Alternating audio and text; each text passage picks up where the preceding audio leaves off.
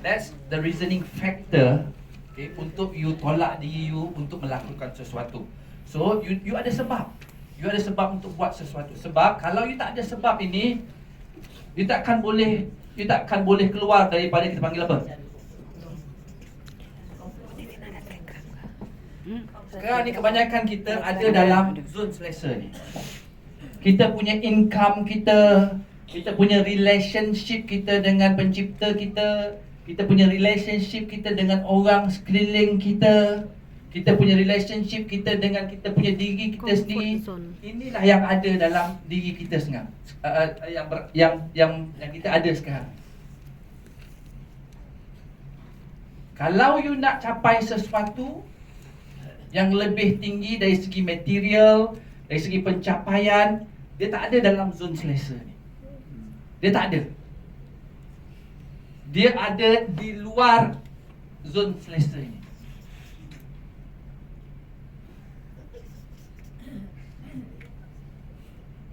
So, now you dah tahu you punya reason. You dah ada kenderaan yang you nak buat, yang you nak naik untuk sampai apa yang you nak. Apa you perlu buat? You have to stretch your comfort zone. Tak ada pilihan lain. You have to grow yourself. You have to stretch your comfort zone. So pagi ni, aktiviti yang kita buat ini sebenarnya tanpa anda sedari, you are stretching out your comfort zone. You sedang membesarkan anda punya zon selesa. Ramai di antara anda tadi pada peringkat permulaan tak nak buat aktiviti ni, betul tak? Betul. Betul. Tapi bila saya cakap kenapa kepentingannya, you push yourself. The push factor is your why. Your push factor is your why akan menggerakkan you untuk sampai ke ni, edge of comfort zone. Bila masa you nak mengambil tindakan, you nak pick up the phone and call that prospect, ataupun buat follow up, ataupun attend kelas, ataupun belajar perkara baru, okay, you akan ada perasaan takut, betul tak? Fear. Ya. Takut kena reject, takut kalau kita buat apa orang cakap ini MLM tak cool, takut apa orang punya persepsi, takut kalau orang minum mati. Betul tak? So, perasaan takut itu sebenarnya pada waktu tersebut sebenarnya you sedang berdiri di atas the edge of your comfort zone. Whenever you feel fear or you feel fearful, apa yang berlaku? You are standing on the edge of your comfort zone. So you have two choices. Bila you rasa takut, you ada dua pilihan. Most of the people, dia akan apa? Dia akan undur balik dalam comfort zone dia. It's okay lah, tak payahlah buat kita exercise ni. Next time lah, ada banyak lagi kelas Siful Izami nak buat. Next time. Most of the people, 90% of the people, dia akan buat keputusan apa? Undur setapak untuk rasa selesa. Sebab apa? Our mind is designed to keep you inside your comfort zone, to keep you safe. Tapi you tahu, the only way, kalau you baca buku by Rob Dial, Level Up, the new book, very powerful book, dia explain perkara itu sangat simple. The only way kita boleh grow adalah bila kita berjumpa dengan benda yang kita tak pasti, uncertainty. That's the only place we can grow. The only place kita hanya boleh berkembang menjadi orang yang baru bila kita jumpa perkara yang kita tidak biasa. Situ kita akan mula grow. Perkara yang tidak biasa kita jumpa ni hanya akan berada di luar ni. So apa yang perlu buat is you have to make a decision to step keluar daripada you punya comfort zone. You have to make that decision, conscious decision, secara sedar buat keputusan, aku kena melangkah keluar daripada zon selesa ini. Aku tahu tak selesa datang kelas, datang training. Aku tahu tidak selesa untuk bercakap dengan orang baru. Aku tahu tak selesa untuk buat presentation. Aku tahu tidak selesa untuk masuk dalam kelas keajaiban pagi dan buka kamera. Aku tahu tidak selesa untuk berjumpa dengan strangers, but I have to do it because I know aku hanya akan jadi orang baru bila aku step out from my comfort zone. Ya. That's the only way. Tak ada jalan lain. You takkan boleh sampai pada tahap yang lebih tinggi dengan hanya lenggang kangkung. Buat. Alhamdulillah jadi. Tahu lah jadi. Alhamdulillah. Bagus sangat kelas ni. Aku tak buat apa-apa pun. Tak ada cedera, tak ada apa, tak ada rasa. Alhamdulillah. Tak akan jadi macam tu. Takkan. You akan experience something yang sangat painful, something yang akan menyebabkan you rasa tercabar, rasa takut. Sebab kebiasaan inilah yang keep kita di mana kita sekarang ni. Kebiasaan inilah yang menyebabkan kita stuck di mana kita selama ni. Walaupun opportunity is very big, tapi kita tak boleh nak move forward. Because why? Kita choose untuk berada dalam keadaan yang selesa. So you have to make that conscious decision to step out from your comfort zone. And bagusnya comfort zone ni, dia macam balon, dia macam plastik. Balon. Bila kita sudah stretch plastik, dia tak akan kembali ke bentuk Semula. asal dia. So you have to keep on stretching your comfort zone secara konsisten. Setiap hari tanpa kenal erti penat, jemu, lelah. Setiap hari. And keep it. Repeat the same process. Choose nombor 1 untuk buat perkara yang susah. Nombor 2, choose untuk buat perkara yang you suka. Saya buat bisnes MLM ni, saya tak cakap dekat anak saya pada pagi tadi, sebab saya suka. Ini my thing. This is my thing. I love meeting people. I love helping people. I love uncertainty. Because dia cabar diri saya.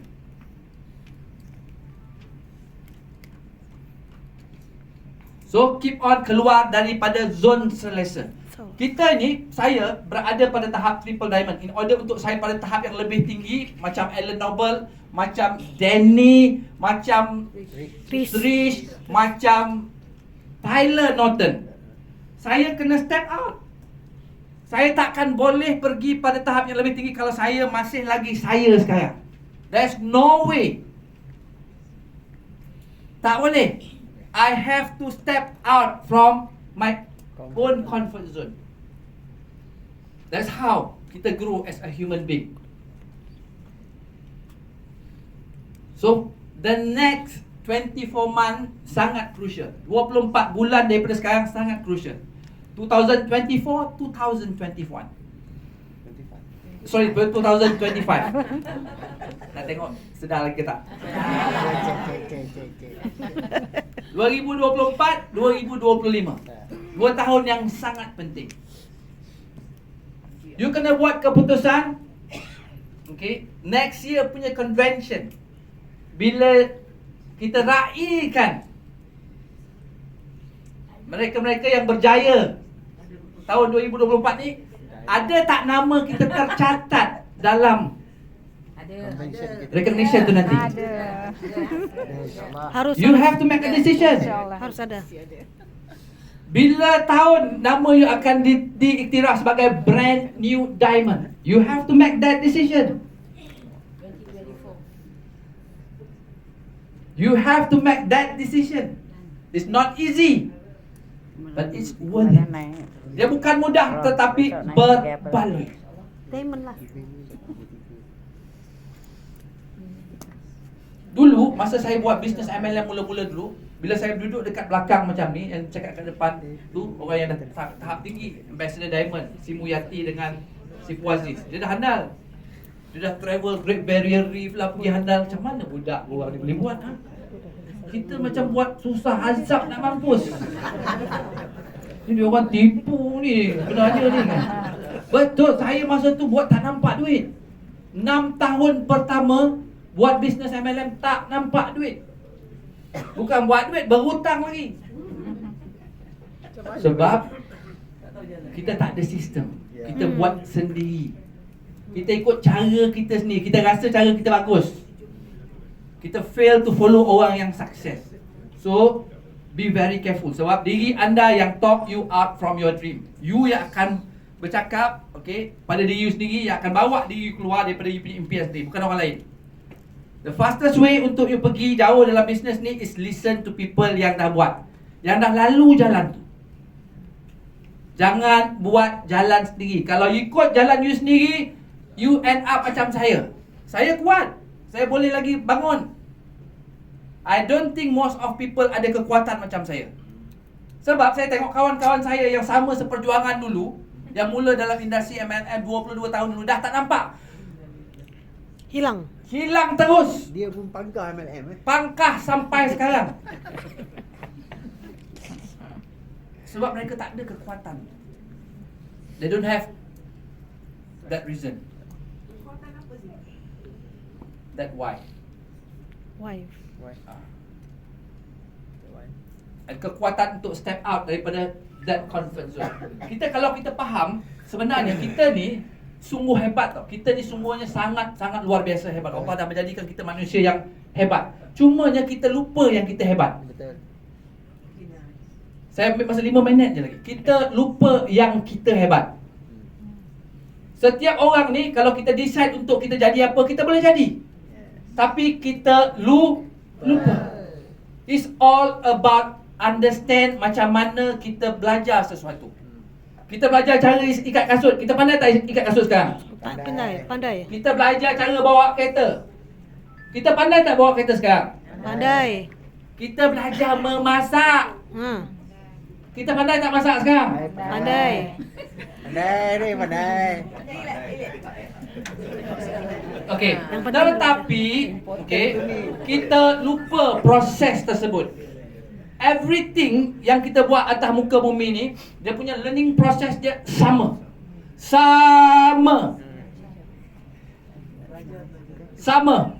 Saya tunjuk satu perkara sebelum habis, kita serahkan kepada Mr. Alan Noble. Sama. Kita belajar berjalan umur kita berapa? Umur setahun. Setahun. Ya. Patutlah selalu jatuh awal sangat belajar. Okay. Daripada merangkak, kita bangun, betul? Betul. Dengar. Daripada merangkak, kita bangun. Ya. Kita bangun, kita apa? Jatuh. Lepas tu kita buat apa?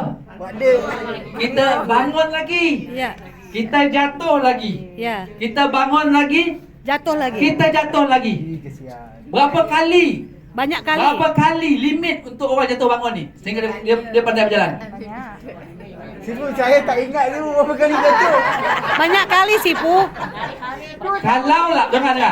Kalaulah kita diberi peluang untuk ada anak lagi lah. Cing. Ya, anak dengan isteri kita lah. Cucu. Cucu Sipu, Okay, cucu. Cucu. Cucu. Okay. Kita tengok dia bangun jatuh. Berapa kali kita rasa kita bagi dia peluang sampai dia berjalan? Sampai dia kokoh. Sampai dia pandai berjalan, betul tak? Ya. Apa maknanya dekat situ? Is standard yang kita set. Yes, prosedur. Faham tak? Yes. Ya. Kita tak boleh accept yang anak kita tak boleh berjalan. Itu standard yang semua orang tahu. Okey, setiap manusia mesti berjalan. Saya ingat lagi masa saya kecil, dekat depan rumah saya dekat kampung tu ada satu family, saya kesian sangat, anak dia tak boleh jalan. Lahir daripada kecil kaki dia terkelepot macam ni tau. Polio. Kena dia angkat. Dua-dua kelepot macam ni. Daripada kecil, bila Polio. keluar je anak tu, cerita satu kampung tahu yang anak dia keluar tak normal. Cacat. Saya lihat ibu dan bapa dia ke hulu ke hilir, berbelas-belas tahun untuk bantu anak dia berjalan. Tak pernah kenal erti putus asa sehinggalah anak tu meninggal dunia. Innalillahi wa inna That's the standard yang manusia letakkan. So your standard determine apa yang you boleh buat. Your standard. So orang yang di sekeliling kita masa kita belajar jalan, kita mak kita, bapa kita, atuk kita, abang kita, adik kita, jiran tetangga kita, semua ini adalah orang yang pandai berjalan. Betul tak? Tajuk dia berjalan. Dan semua orang ini tahu yang standard semua orang perlu belajar berjalan. Bagi masa berjalan. Yes. Kita tak pernah dengar sepupu cakap, aku tengok anak kau tu dah 3 bulan belajar jalan. Tak boleh jalan lagi. Cukup lah tu. Sebab aku ada dengar cerita orang kampung sebelah.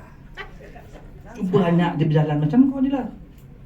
Lepas 4 bulan cuba lagi berjalan-jalan, Jatuh mati. mati. Ada tak pernah kita dengar benda macam tu? Tak pernah. So makna dia sebab itu setiap orang sampai hari ni semua orang boleh berjalan. You nampak tak apa yang saya cuba sampai ni? Sebab sekeliling kita tak ada negativity pasal tajuk berjalan ni. Ya, betul. Betul. Sebab itu memang lumrah dia, betul tak? Ya. Nature bantu kita untuk acquire that skill. Faham tak? Ya. Tapi bila kita buat MLM business, kita baru nak melangkah. Langkah pertama, siapa ada dekat sekeliling rumah kita? Syaitan. Syaitan itu dalam bentuk orang. Kadang-kadang syaitan itu masuk di dalam Pikiran. dalam orang yang kita sayang.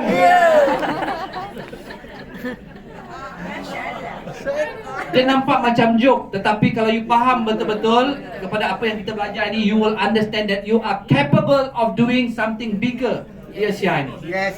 Apa you perlu buat? You kena pilih. Buat Dengar ni. syaitan. Dia punya solution dia adalah, dulu masa kita belajar berjalan, kita tak perlu pilih sebab standard dia memang semua orang macam tu, betul tak? Betul. So sekarang ini, kalau you nak berjaya di Asia, you kena surroundkan dengan 5-6-10 orang ni adalah orang yang standard dia, standard yang nak bawa you ke atas. Faham tak? Betul. You jangan duduk dengan orang yang tak pernah buat MLM. Yes. You jangan duduk dengan orang yang buat MLM dah lama banyak kali tapi tak jadi. Yes. You jangan duduk dengan orang yang ego. Tak jadi. Yes. Siapa punya pilihan? Kita. Kita. So sekarang ni, masa kecil dulu kita tak buat pilihan, kita terpaksa duduk kat situ, faham tak? Yeah. Ya. Tapi now, you have to force yourself. The word is you have to force yourself supaya you sentiasa ada dalam that system. Sistem dia apa? Kelas keajaiban pagi masuk. Sistem dia apa? Kena dengar podcast. Sistem dia apa? Kena baca buku. Ya. Sistem dia kena tanya dengan orang yang lebih tinggi daripada you. That's the system. Sebab apa? The moment you listen to negativity, the moment you allow benda yang negatif tu masuk dalam you punya subconscious mind, masa tu boleh habis. Yes. Masa itulah potensi diri you akan mula cair. Masa itulah doubt akan datang. Masa itulah ragu-ragu akan mula menyelinap ke dalam tubuh badan you. Because why? You allow negativity untuk masuk ke dalam you punya sistem. Dah terbukti satu dunia boleh berjalan dengan sistem ni. And you just duplicate the same system. Right. You must duplicate the same system. Cumanya bezanya sekarang ni, you kena create that system. You kena choose system tu sendiri. Sebab dia tak ada. Kalaulah standard dia sama, macam kita belajar berjalan, semua orang akan boleh buat MLM ni. Trust me. Betul. Semua orang akan fly buat MLM ni. Faham ke tak? Bahaya. Temenung ya. So, choose your people yang you surroundkan yourself with. Okay? Raise your standard. Yes. You get what you punya standard, bukan apa yang you nak. Kita nak jadi diamond, tapi standard kita tu lah yang akan menentukan sama ada kita diamond ataupun tak diamond. Betul. Kita nak jadi double diamond, standard kita tu lah yang akan menentukan kita jadi double diamond ataupun bukan double diamond. Okay, that standard you set lama sebelum you sampai diamond. Diamond tu hanyalah recognition saja. But that standard as a diamond bermula pada hari. That standard untuk tolong orang yang ada dekat luar sana bermula pada hari ni. Dan saya sangat harap you dapat apa yang saya cuba sampaikan ni, because this is super duper important. Sangat penting. Sangat penting. Setiap orang ni boleh sampai ke tahap yang sangat luar biasa tinggi, luar biasa jauh kalau you faham apa yang saya cuba sampaikan tadi. Now you know your why. Now you know psychology behind apa yang kita buat. The choice is yours. Thank you so much. Jadi Saya serahkan semula kepada Hazrul sebelum kita jemput kita punya